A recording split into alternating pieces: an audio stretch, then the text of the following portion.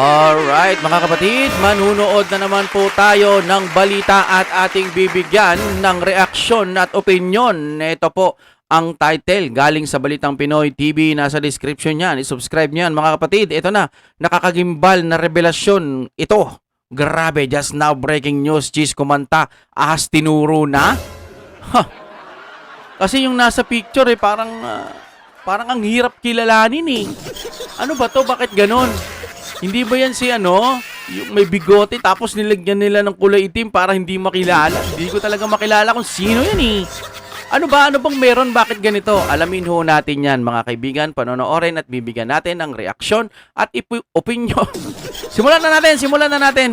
At tinukoy na ni Cheese Escudero kung sino ang damunyo. Oh.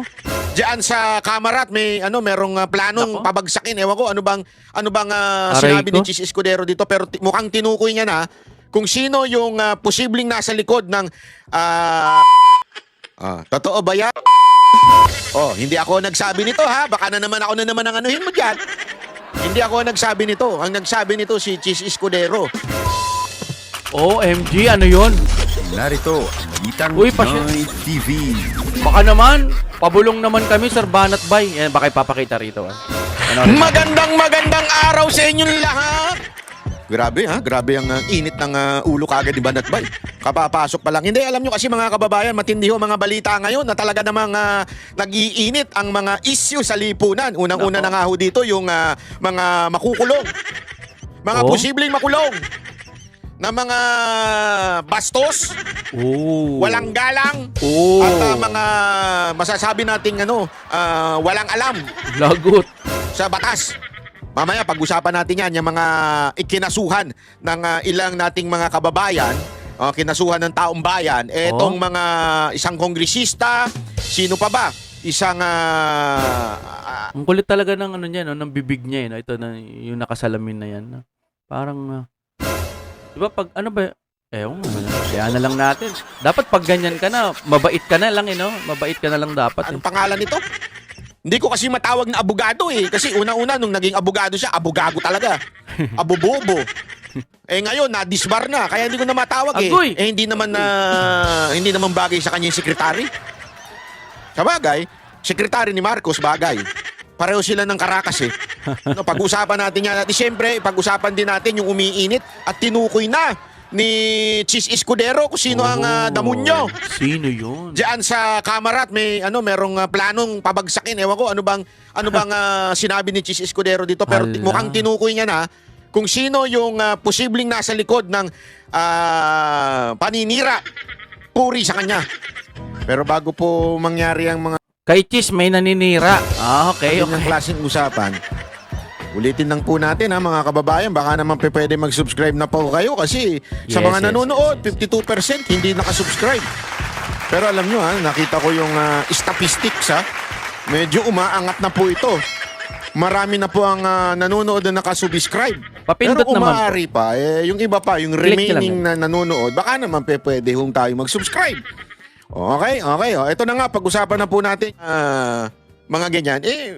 Naganap sila ng ibang issue. Itinuturo nila ngayon si Cheese Escudero, kung ano-ano Hello. sinasabi nila kay Cheese Escudero. Di ba?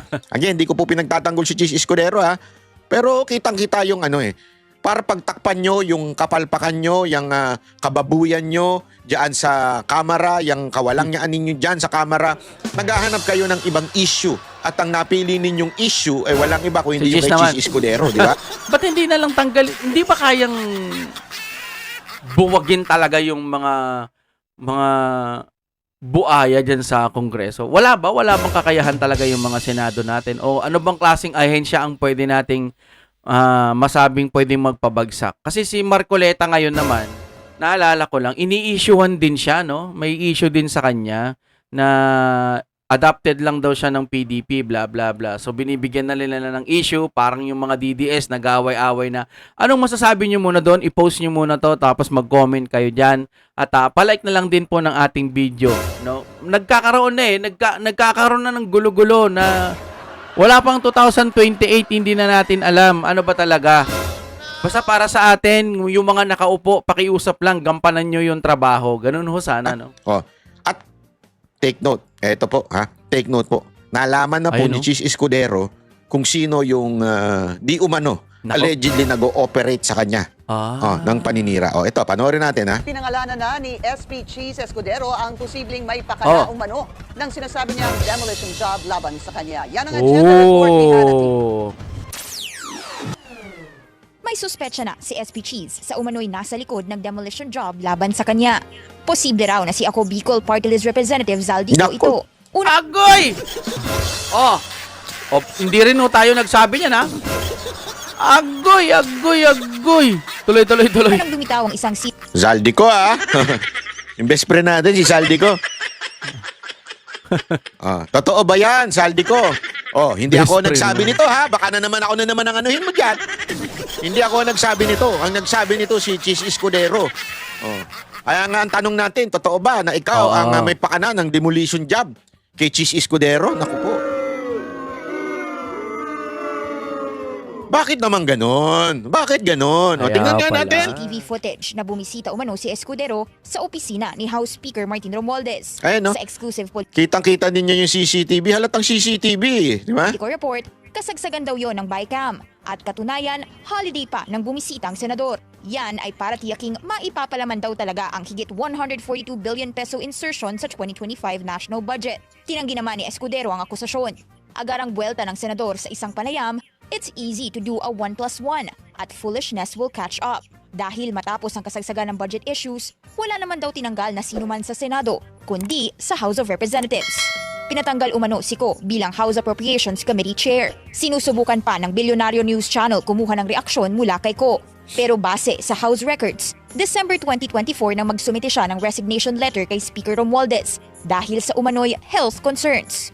Una na ring sinabi ni SP Cheese na hindi lang 142 billion ang realignments sa 2025 budget, kundi pumapalo ng lagpas 600 billion pesos. Grabe naman mga ano na yan, no? Pera na yan, no? Hindi mo ata mauubos yan. Talaga, promise, di mo mauubos ng isang buhay mo yan. Pagdating sa BICAM meetings, sinabi ng politico.com.ph na naging dominant si Escudero sa proceedings. Dahilan para ma-elbow si dating Finance Committee Chair at Senador Grace Poe. Unfair insinuation naman ang turing ni Escudero sa mga paratang. Wala talaga kayong ibinulsa or meron? Wala. Kaya nga, gaya ng sinabi, gaya nga ng unang tanong kanina. Ayan na naman kayo, tatanungin niyo ako ng ganyan tanong, tapos i-quote niyo ako ng base sa tanong ninyo. I think that's an unfair thing to do, quite frankly. Kaya ganyan talaga mga media. Yan mga media, ganyan talaga. Busabos. Hindi. Busabos daw. Alam mo, wala naman pinagkaiba media tsaka yung mga vlogger eh. Sabi ko nga sa inyo doon sa debate, di ba? Minsan kasi nilalahat natin, pag vlogger, fake news. Pagka media, professional. Hindi. Ang daming media dyan na busabos ang ugali. Maraming media dyan ang talagang for the content lang. Minsan nga bobo pa eh. Iba yung tanong, syempre sasagot ka. Tapos pagdating sa reporting, babaguhin mo na yung tanong. Kasi hindi naririnig yung mga tanong. Ito yung sinasabi ni Chis Escudero. Alam mo, tiyaga nga nito ni Chis Escudero sagutin yung mga media. Kahit paulit-ulit na eh. Di ba? If I have never had, no single case has ever been filed against me in my 27 years in government. May paglilinaw naman ng House. We are focused on our job. The House's job Ito is na naman. to advocate Di ba pang ano ka lang? Ano ba yan? Ang daming mong daldal. Ito si attorney. for and pass laws and not start any black propaganda against anyone. Hindi direktang tinanggi ni Attorney Princess Abante ang akusasyon. Pero anya, wala pa siyang info sa issue. Mapa-House man o Senado, may nagmamaniobra raw ng demolition job at may nagsisingit ng questionable budget. Ang tanong na ngayon, sino kaya ang totoong nagpapakana at sino naman ang pinapatumba? Para sa agenda, Hannah T. Bilyonaryo News Channel. Ayon sa report na ito, malinaw ha? Ayon sa report, hindi po ako ha? Ayon sa report, ang may kagagawan di umano at tinuturo ni Chis Escudero na posibleng nasa likod ng demolition job against him ay walang iba kundi si Zaldico. Kailangan sagutin ni Zaldico yan. Hindi pa pwedeng ang sasagot lang yung spokesperson ng House. Asa na nga ba yun? Hindi, di ba? Bakit? Oo nga, no? Parang hindi ko na nakikita yun. Parang pagkakaalam ko lang, ewan ko kung totoo o hindi. Correct me if I'm wrong na lang. Alam ko, dinimanda niya rin si Banat Bay. Kaya nga sabi niya, best friend niya eh. Oh, di ko na nakikita Bakit yan. nga ba nawala yun? Bilang chair ng appropriation, anong nangyari doon? Hindi, ako nagtatanong lang ako ha. Hindi ko alam kung anong nangyari doon. Ewan ko. Pero sige, tingnan natin. Antayin natin ang sagot ni Representative Zaldico na nawala sa kanyang posisyon last 19 Congress bilang chair ng appropriation. Hindi natin alam bakit natanggal. Sabi, kasi ang lumalabas sa balita parang personal reason or health reason ang correct me if I'm wrong. Pero ngayon, tila iba ang kwento sa pamamagitan ng mga sinasabi ni Chis Escudero. Di ba? So ano na? Hindi kasi alam mo matindi ha. Kaya nga ito, natatawa nga ako sa isang interview ni Escudero. Panoorin niyo itong interview na to. Nakakatawa ho talaga ito kasi parang galit na galit talaga sila kay Marcoleta, no? Ang ABS-CBN. Kasi parang kini-question nila bakit naging Blue Ribbon na chairman itong si Marcoleta. Napanood yun na ito? Naku, reaction na natin. Masama ba yun? Parang nagagalit talaga sa bagay. Si Marcoleta ba naman ang dumurog at nagsiwalat ng mga illegal di umanong ginawa ng ABS-CBN against their employees na kinatanggal ng kanilang franchise. Already announced the major committees. You have Senator Kiko Pangilinan for Agri, Bam Aquino for Education, and so on. No, Win Gatchalian for Finance. That's correct. No, and you have Marcoleta for the Senate Blue Ribbon Committee. We're showing a list right now on your screen. So these have already been decided. Take us through, for example, Kiko Pangilinan and Bam Aquino, which could have been in the minority, and yet you gave them juicy, powerful committees. Juicy, powerful. These are not. I don't consider committees, Karen, either juicy or non-juicy, powerful or non-powerful. There's a reason why these committees exist, and it's a question of their respective advocacies and core competence. So sa kaso, sa sitwasyon ni Senator Pangilinan, he ran on that platform. Sa sitwasyon ni Senator Bam Aquino, he ran on that platform specifically too. Sa kaso nung iba, they were former executive department officials handling those offices. So we try to make do with the available talent we have in the Senate. So it's not really a question of giving them this or that. And another thing, Karen.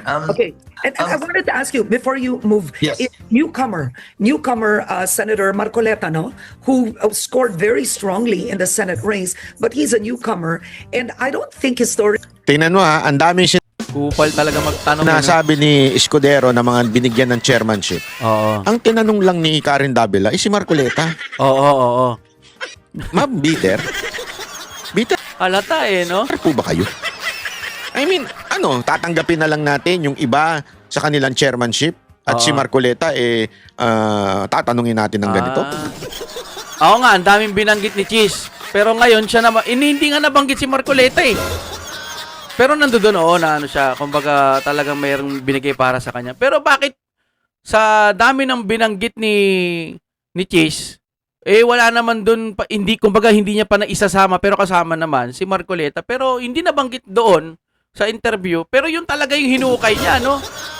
a newcomer's ever been given the Senate Blue Ribbon Committee. No? I mean, it doesn't mean he'll do a bad job, not at all, but it's a surprise to many that a newcomer is the chairman of the Senate Blue Ribbon Committee, and some have said it was your way to essentially... Tangin na talagang tanong yan, no? Wala lang. Kahit di ako marunong mag-English, parang na... Tangin ang tanong talaga. Court and win over the Duterte bloc. What are your thoughts? How did that happen? Tamo, tumawa na lang si Cheese, di ba?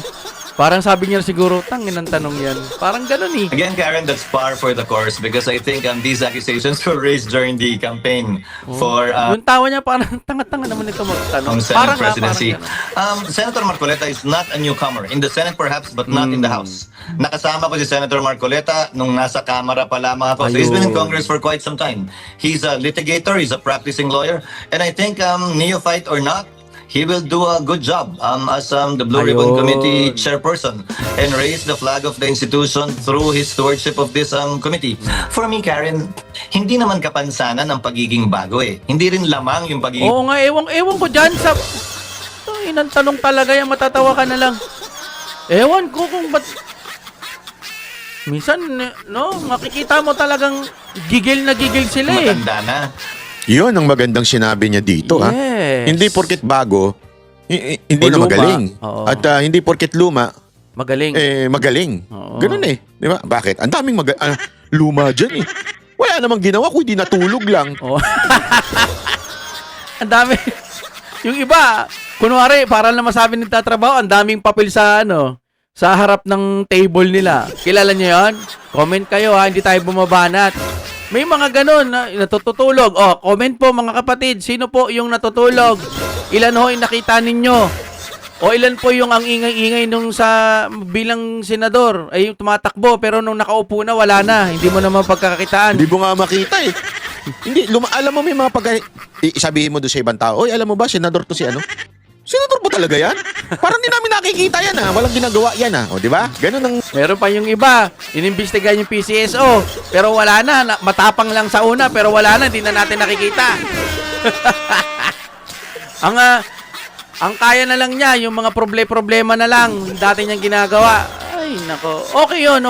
Pero nandiyan ka na. Nasa'yo na yung kapangyarihan eh. Parang umurong ka naman sa PCSO eh. No, yung may mga ganong na Senado na hindi mo na maintindihan eh. Tapos ngayon ito, tatanungin mo, ang laki-laki ng potensyal kay Marcoleta. Wag daw may issue kay Marcoleta, yung adapt, PDP, bla bla bla. Ginagawa nila ng issue para kumagat yung mga maka-DDS. Para sa akin, gagampanan niya ni Marcoleta. Pag hindi niya ginampanan yan, malaking kasiraan din sa kanya. Pero sa ngayon, wala mo na manghuhusga. Tignan natin ang magagawa niya. Itong Karen Davila na to, ewan ko, paano kaya to aabot sa langit? Baka umabot naman. Wala, kilala nyo kung sino yun. Yung walang ginagawa eh. So ano Marami. ibig ko lang sabihin? Tama yung sinasabi ni GC Escudero. Hindi porket bago, hindi magaling. Tama. At saka una, hindi nga siya bago daw. Dahil una, matagal ng ilang beses, ilang termer na siya pagdating po sa sa Kamara, which is the same function. Mas madami lang sila, di ba? Same pagdating po sa At makikita mo naman ng tikas ni Marcoleta bilang taga-usig pag merong mga mali. Kasi nga litigator nga ho siya. Alam niyo ho 'yon? Alam mo, maraming klase ng abogado. Meron yung abogadong pang-notaryo, hindi ko naman sinasabing bobo sila Meron din abogadong for corporate lawyer, yung mga ganon. Okay pero naman. may iba ang litigator. Pag litigator, ito talaga yung bihasa. Pagdating sa humaharap sa usgado, yan ang talaga pagdating sa mga kaso-kaso. So si Marcoleta, hindi po yan ordinaryo. Yes. Na matinding litigator yan. So ibig sabihin po, kung sa tikas at galing, pantakin mo, nabulgar yung ABS-CBN nun. Di ba? Gago! Ilang taon nilang tinago at naitago yung mga kalokohan na ginawa ng ABS-CBN noon, di umano, allegedly.